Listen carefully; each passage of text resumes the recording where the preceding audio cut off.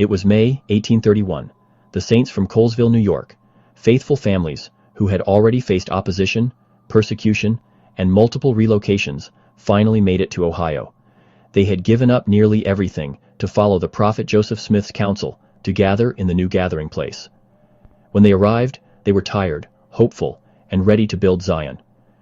Lyman Copley, a convert and former Shaker who owned farmland in Thompson, Ohio, had offered to let them live on his land.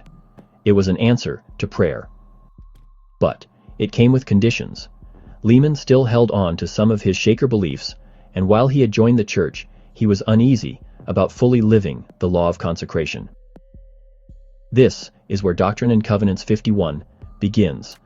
Bishop Edward Partridge was charged with organizing these new arrivals into a consecrated community. In verse 19, the Lord gave a principle that would echo across generations. He that is faithful and wise in time is accounted worthy to inherit the mansions prepared for him of my Father. This wasn't just about managing land, it was about managing trust, stewardship. The idea that what we're given, whether land or leadership, is the Lord's, and we are to care for it with integrity and consecration. But things quickly unraveled. By early June, Lyman Copley changed his mind. He evicted the saints from his property. Suddenly, these families, who had sacrificed so much, were homeless again. Section 54 of the Doctrine and Covenants was received in that moment of loss. The Lord acknowledged their pain, but said, "Woe unto him by whom this offense cometh, and then that have kept their covenants and commandments." This pattern of personal trial, followed by divine instruction, repeats in these chapters. In Doctrine and Covenants 52, the Lord prepared missionaries to go to Missouri, the future Zion. There was confusion and even spiritual deception among some early converts. So the Lord taught a pattern to discern truth.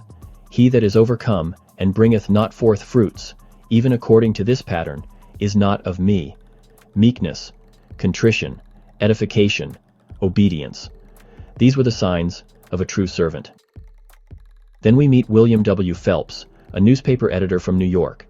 He wasn't part of the original group, but by June 1831, he arrived in Kirtland and was baptized. Just days later, the Lord gave Doctrine and Covenants 55, calling him to write books for children and help with church publications. The Lord saw his talents, not just his testimony, and gave him a stewardship tailored to his gifts. And so between the hardships of the Colesville saints, the lessons given to traveling missionaries, and the specific calling of a new convert, one truth becomes clear. Zion is not just a place, it's a people who consecrate what they have, endure when others fail them, preach along the way, and avoid deception by following the Lord's pattern.